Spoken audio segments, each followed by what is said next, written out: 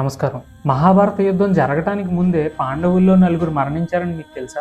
ఈ కథ ఆసక్తిగా ఉండడం మాత్రమే కాకుండా ఒక సమస్య మన దగ్గరికి వచ్చినప్పుడు దాన్ని పరిష్కరించాలి అనే తొందరపాటు కన్నా ఏది ముఖ్యం, దేన్ని ఉపయోగించాలి అనే విషయాన్ని చాలా స్పష్టంగా అర్థమయ్యేలా చేస్తుంది.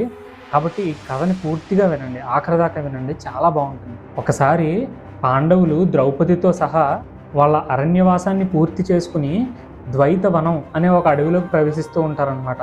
అలా ప్రవేశిస్తున్నప్పుడు ఒక సంఘటన ఒక బ్రాహ్మణుడు తన ఆశ్రమంలో తపస్సు చేసుకుంటూ ఉంటాడు. ఆ ఆశ్రమంలో తను ప్రతిరోజు చేసుకునే అగ్నిహోత్రానికి కావాల్సిన పరికరాలు, అరణి, మందన కాష్టం అంటారనమాట. ఆ పరికరాలని ఒక చెట్టుకి ఆయన జారేసి పెడతాడు. అలా పెట్టినప్పుడు ఒక జింక వచ్చి దాని కొమ్ములతో వాటిని పొడుస్తుంది. పాపం ఆ కొమ్ముల్లో అది ఇరుక్కుపోయి ఏం చేయాలో తెలియక పారిపోతుంది అనమాట.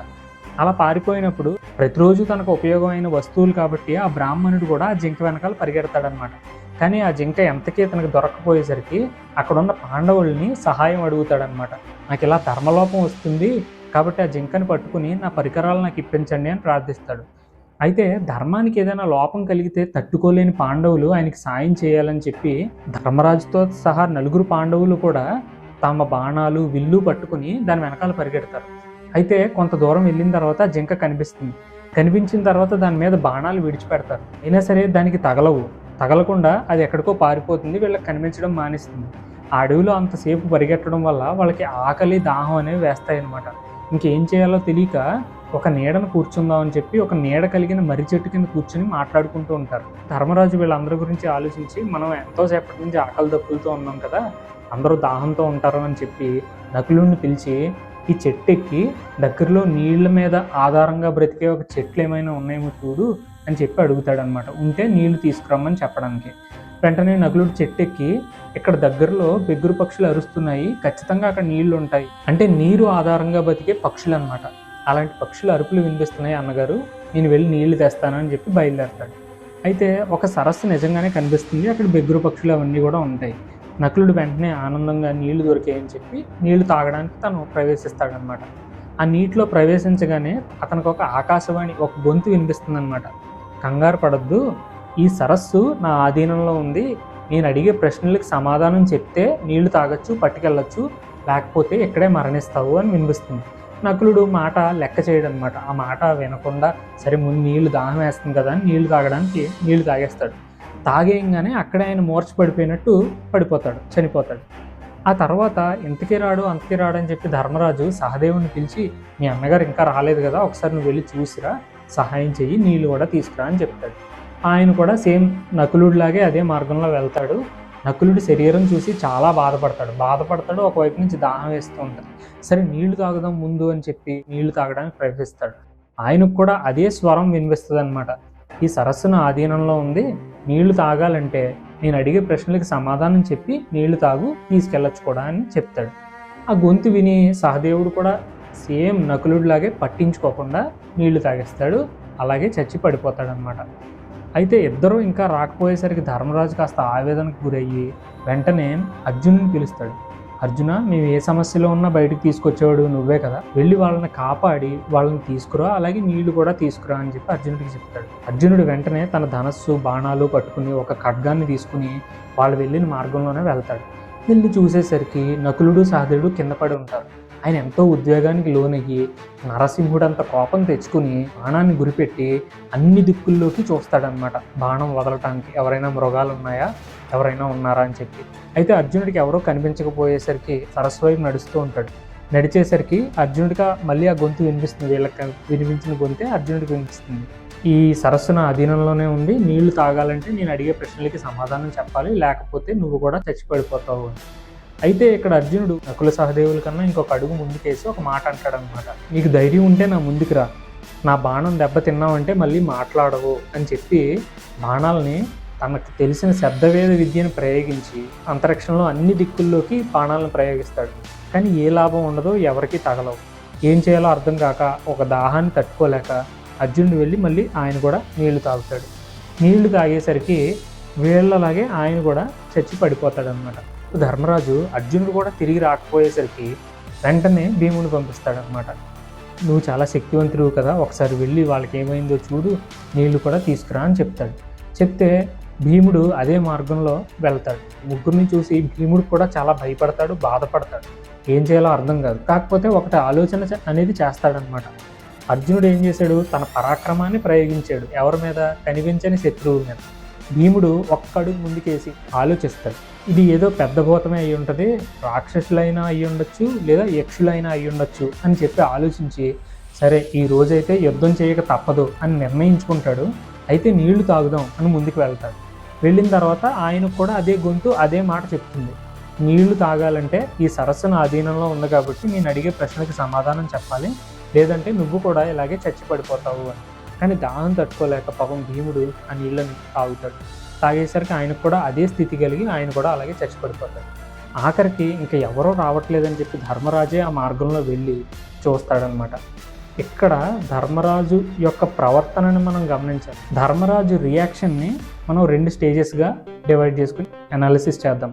అయితే దానికంటే ముందు ధర్మరాజు ఆ మార్గంలో వెళ్తూ అక్కడ ఏ చెట్లు ఉన్నాయి, ఎలాంటి వృక్షాలు ఉన్నాయి, ఆ మార్గంలో ఎలాంటి ప్రాణులు తిరుగుతున్నాయి, ఎలాంటి పక్షులు అరుస్తున్నాయి, ఇవన్నీ అనలైజ్ చేసుకుంటూ వెళ్తాడనమాట ధర్మరాజు ఆ మార్గంలో. అక్కడికి వెళ్ళిన తర్వాత ఆ సరస్సుని దూరం నుంచి చూస్తాడు. అది ఎంత అద్భుతంగా ఉందో ఆయన ఆలోచిస్తాడనమాట. ఇది విశ్వకర్మ సృష్టి, ఎంత అద్భుతమైన సృష్టిలా ఉంది అని చెప్పి ఆయన ఆశ్చర్యపోతాడు. దగ్గరికి వెళ్ళి చూసేసరికి 4 సోదరులు కూడా పడిపోయి ఉంటారు, చనిపోయి ఉంటారు. ఆయనకి ఏం చేయాలో అర్థం కాదు, ఉద్వేగానికి లోనవుతాడు. ఇది స్టేజ్ 1 ఆయన యొక్క రెస్పాన్స్ లేదా రియాక్షన్లో. మొదటి స్టేజ్లో ఆయన ఏం చేస్తాడంటే చాలా బాధపడతాడు, చాలా ఉద్వేగానికి లోనవుతాడనమాట. ముందు అర్జునుని చూసి, నిన్ను రాక్షసులు అసురులు కూడా ఎవ్వరూ కూడా ఏం చేయలేరు కదా, మేము ఎప్పుడు ఏ సమస్యలో ఉన్నా రక్షించేది నువ్వే కదా, అసలు నీకేమైంది అని చెప్పి అర్జునుడిని పట్టుకుని ఏడుస్తాడు. ఆ తర్వాత భీముడి దగ్గరికి వెళ్ళి, దుర్యోధనుడి 2 తొడల్ని గదతో పగలగొడతానని ప్రతిజ్ఞ చేసావు కదా, ఇలా ఎందుకు పడిపోయావు, నీకేమైంది అని చెప్పి ఆయన పట్టుకుని ఏడుస్తాడు. నకుల సహదేవుల్ని చూసి, నా గుండె రాయితోనో లోహంతోనో తయారైందేమో, అందుకే మిమ్మల్ని చూసినా నా గుండె బద్దలవ్వట్లేదు అని ఏడుస్తాడు. ఆ తర్వాత ఆయన రియలైజ్ అవుతాడనమాట. ఏమని? భావోద్వేగానికి లోనైతే తర్వాత ఏం చేయాలో అనేది మనకు తోచదు, బుద్ధితో ఆలోచిద్దాం అని నిర్ణయించుకుంటాడు. అంటే మనకి ఏదైనా సమస్య వచ్చినప్పుడు ఆ సమస్యలో ఎంతో అయోమయం, గందరగోళం జరగచ్చు. అది ఏం జరుగుతుందో మనకు అర్థం కానప్పుడు భావోద్వేగానికి లోనవడం అనేది చాలా కామన్. అందులోనే ఉండిపోకుండా బయటికి రావాలి, వచ్చి బుద్ధితో ఆలోచించాలి. అలా ధర్మరాజు నిర్ణయించుకుని స్టేజ్ 2లోకి ఎంటర్ అవుతాడు. ఇప్పుడు ఏం చేయాలి, అసలు ఇది ఎందుకు జరిగింది, ఈ సమస్య ఏంటి అని ఆలోచిస్తాడు. ఆలోచించినప్పుడు ఆయన రకరకాలుగా ఆలోచిస్తాడు. ఏమనంటే, ఇది బహుశా దుర్యోధనుడు ఎవరైనా గూఢచారులను పంపించి చేసి ఉండొచ్చు కదా, లేదంటే గాంధార రాజు అయిన శకుని ఇలాంటి ప్రయోగాలు కూడా చేయిస్తూ ఉంటాడు కదా, ఇలా చేయించాడా ఏమైనా అని ఆలోచిస్తాడు. ఆ నీటిని కూడా పరీక్షిస్తాడు. నీటిని కూడా పరీక్షించి అందులో విషం లేదని నిర్ధారించుకున్న తర్వాత అందులో దిగడానికి ప్రయత్నించగా ఆయనకు కూడా అదే గొంతు వినిపిస్తుంది.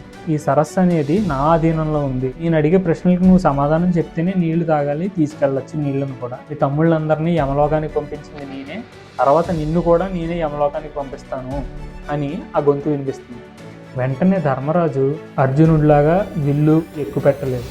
అంటే ఇది ఎవరో యక్షుడో రాక్షసుడో అయ్యి ఉండొచ్చులే, అయినా కానీ నీళ్లు తాగేస్తాను అని చెప్పి ఆయన ఒక ఒపీనియన్ ఫామ్ చేసుకుని తనకు తోచింది చేయలేదు. అని ఏం చేశాడు? ఒక ప్రశ్న అడిగాడు అన్నమాట. ఏమని? నువ్వెవరు? ఈ ఒక్క ప్రశ్నే అడిగాడు. ఇది మనకు చాలా చిన్న విషయంలో అనిపించవచ్చు, కానీ మన జీవితంలో ఒక సమస్య వచ్చినప్పుడు అది ఏంటో ఐడెంటిఫై మనం చేయం, మనకు తోచింది మనం చేయడానికి ప్రయత్నిస్తాం. అలా తొందరపాటు పడకుండా కనిపించని సమస్య ఏంటి అని ఐడెంటిఫై చేయడానికి ప్రయత్నిస్తాడు ధర్మరాజు. అలా అడిగినప్పుడు కనిపించని శక్తి ఎవరు అంటే యక్షుడే. ఆ యక్షుడు ఏమని సమాధానం చెప్తాడంటే, నేను నాచుని చేపల్ని తినే ఒక కొంగని, జలచర పక్షిని అని చెప్తాడు. వెంటనే ఆయన ఏమంటాడంటే, నా తమ్ముళ్ళని ఒక పక్షి చంపేసిందంటే నేను నమ్ముతాను అనుకుంటున్నావా? అలా జరగదు. నా తమ్ముళ్ళు ఎంతో తేజస్వులు, హిమాలయ పర్వతం లాంటి శక్తివంతులు. వాళ్ళకి దగ్గరికి రావడానికి కూడా దేవతలు, గంధర్వులు కూడా భయపడతారు, రాక్షసులు కూడా భయపడతారు. అలాంటివి నువ్వు మా తమ్ముళ్ళని చంపేసావంటే చాలా అద్భుతమైన కార్యం చేశావు. నిన్ను చూసి బాధపడాలా భయపడాలో నాకు అర్థం కావట్లేదు. అసలు నీకు ఏం కావాలి, ఎందుకు నా తమ్ముళ్ళని చంపావు అనే విషయం కూడా నాకు అర్థం కావట్లేదు అని చెప్పి ఎస్టిమేట్ చేస్తాడనమాట. శత్రువుని ఎస్టిమేట్ చేస్తున్నాడు. సామాన్యుడు కాదు నువ్వు అంటున్నాడు. చాలాసార్లు మనకు సమస్య ఎదురైనప్పుడు మన శక్తిని మనం గుర్తించకుండా మనల్ని మనం తక్కువ చేసుకుంటూ ఉంటాం. ఇక్కడ వాళ్ళ తమ్ముళ్ళ శక్తి గురించి ధర్మరాజు మాట్లాడుతున్నాడు. అలాగే మనం చాలాసార్లు జీవితంలో ఎన్నో విషయాల మీద గెలిచి ఉంటాం కదా, ఆ శక్తిని ఎప్పుడు మనం సమస్యల్లో ఉన్నప్పుడు గుర్తు తెచ్చుకోవాలి. మనం తక్కువ వాళ్ళం కాదు, మనం ఏదైనా చేయగలం అనే ఒక శక్తిని మనకున్న శక్తి అది బయట నుంచి వచ్చేది కాదు కదా. మనల్ని మనం నమ్మాలి, విశ్వసించి ఎదుటి సమస్యను అడగాలి, నువ్వు ఎవరు అని. కాబట్టి అలాగే ధర్మరాజు వాళ్ళ తమ్ముళ్ళ శక్తి తనకు తెలుసు. మా తమ్ముళ్ళని సామాన్యమైన శక్తులు ఏవి కూడా చంపలేవు. రుద్రులలో ఒకడివో, వసువులలో ఒకడివో, దేవతలలో ఒకడివో ఎవరో నీ గురించి నువ్వు చెప్పు అని అడుగుతాడు. నిన్ను అడుగుతున్నాను, ప్రార్థిస్తున్నాను, నువ్వెవరో చెప్పు అని అడుగుతాడు. అంటే రకరకాలుగా ఆయన సమస్యని ఎస్టిమేట్ చేసి తెలుసుకోవడానికి హానెస్ట్గా ప్రయత్నిస్తున్నాడు అనమాట. అలా ప్రయత్నించినప్పుడు యక్షుడు చెప్తాడనమాట, నిజమే, నేను కొంగను కాదు, నేను యక్షుడిని, నేనే మీ తమ్ముళ్ళని చంపాను, వాళ్ళు సమాధానం చెప్పలేకపోయారు, అందుకే చంపాల్సి వచ్చింది, నువ్వు సమాధానం చెప్పు, లేకపోతే నీకు ఇదే గది పడుతుంది అంటాడు. అలా యక్షుడు తను యక్షుడు అని ఒప్పుకున్న తర్వాత ధర్మరాజు యక్షుడిని చూడడానికి ప్రయత్నిస్తాడనమాట. ఒక చెట్టును పట్టుకుని అసలు యక్షుడు ఎలా ఉన్నాడో అని చూడడానికి ప్రయత్నిస్తే అప్పటి వరకు కనిపించిన యక్షుడు ధర్మరాజుకి కనిపిస్తాడనమాట. ఆ యక్షుడు ఎలా ఉంటాడంట, వికృతమైన కళ్ళతో, పర్వతమంత ఆకారంతో, తాటి చెట్టంత ఎత్తుతో, అగ్ని సూర్యుడు కలిస్తే ఎంత తేజస్సు ఉంటుందో అంత తేజస్సుతో ఉంటాడంట. అలాగే ఆయన స్వరం మేఘం నుంచి వచ్చే శబ్దంలాగా గంభీరంగా ఉంటుందంట. అలాంటి యక్షుణ్ణి ధర్మరాజు చూస్తాడనమాట. అంటే మన బుద్ధి అనే ఒక ఆయుధాన్ని ఉపయోగించి మనకు వచ్చిన సమస్యని పరిష్కరించడానికంటే ముందు అర్థం చేసుకోవడానికి ప్రయత్నిస్తే సమస్యకి తనకు తానుగా మన ముందు కనిపించడం తప్ప వేరే మార్గం లేదు. అప్పుడు ధర్మరాజు ఏమంటాడు తెలుసా, సరే నా బుద్ధికి తోచినంత నేను చెప్తాను, అడుగు అంటాడు. అలాగే ఇంకో మాట అంటాడు అన్నమాట, సత్పురుషులు ఎవరో కూడా వాళ్ళని వాళ్ళు పొగుడుకోవడానికి ఇష్టపడరు, అది సరైన పని అని వాళ్ళు అనుకోరు, కాబట్టి నా బుద్ధికి తోచినంతగా నేను సమాధానం ఇవ్వడానికి ప్రయత్నిస్తాను, అడుగు అంటాడు. మన క్యాపబిలిటీస్కి తగ్గట్టుగా మనం హంబుల్గా ఉండి ఎలా ప్రయత్నించాలో ఇక్కడ ధర్మరాజు చూపిస్తున్నాడు అనమాట. నా బుద్ధికి తోచినంత నేను సమాధానం చెప్తాను అంటే యక్షుడు కొన్ని ప్రశ్నలు అడుగుతాడు. వాటినే మహాభారతంలోని యక్ష ప్రశ్నలుగా చెప్తారు. వీటికి సమాధానం చెప్తున్నప్పుడు మనకి ధర్మరాజు అని ఎందుకు అంటారు అంటే అన్ని ధర్మాలు తెలిసినవాడు, ఆచరించినవాడు కాబట్టి ధర్మరాజు అంటారని ఆ సమస్యలకి ఆయన సమాధానాలను బట్టి మనకు అర్థమవుతుంది. వీటన్నిటి గురించి మనం ఈ వీడియోలో మాట్లాడుకోవట్లేదు, యక్ష ప్రశ్నల గురించి. యక్షుడు ప్రశ్నలకు అన్నిటికీ ధర్మరాజు సరిగ్గా సమాధానం చెప్పిన తర్వాత యక్షుడు ఒక మాట అంటాడనమాట, అన్నిటికీ సమాధానం చక్కగా చెప్పావు కదా, ఒక వరం ఇస్తున్నాను, నీ తమ్ముళ్ళలో ఒకరిని బ్రతికించుకోవచ్చు అంటాడు. అప్పుడు ధర్మరాజు ఏమంటాడంటే, సరే అయితే నకులుడిని బ్రతికించు, నాకు నకులుడు బ్రతకాలని కోరుకుంటున్నాను. వెంటనే ఈయన ఆశ్చర్యపోతాడు అనమాట యక్షుడు, నీకు భీముడు అర్జునుడు నీ సొంత తమ్ముళ్ళు, కుంతీదేవికి పుట్టినవాళ్ళు, నీతో పాటు నకులుడు సహదేవుడు మాద్రికి పుట్టినవాళ్ళు, మరి సొంత తమ్ముళ్ళని వదిలేసి మహాశక్తివంతుడైన అర్జునుడు మీరు ఏ సమస్యలో ఉన్నా పరిష్కారం తీసుకొస్తాడు, మిమ్మల్ని బయటికి తీసుకొస్తాడు, అలాంటి వాడిని వదిలేసి మహాశక్తివంతుడైన భీముడిని వదిలేసి వీళ్ళలో ఒకటి బ్రతకాలని ఎందుకు కోరుకుంటున్నావు అని అడుగుతాడు.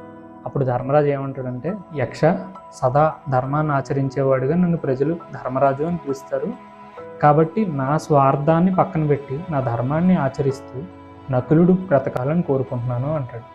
దానికి యక్షుడు మెచ్చుకొని, సరే నకులుడే కాదు మీ నలుగురు తమ్ముళ్ళు బ్రతుకుతారు అని చెప్పి వరమిస్తాడు. నలుగురు తమ్ముళ్ళు బ్రతుకుతారు.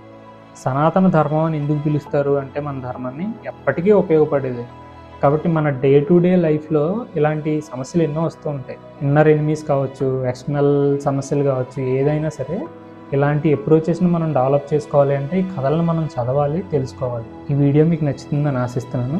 జై హింద్.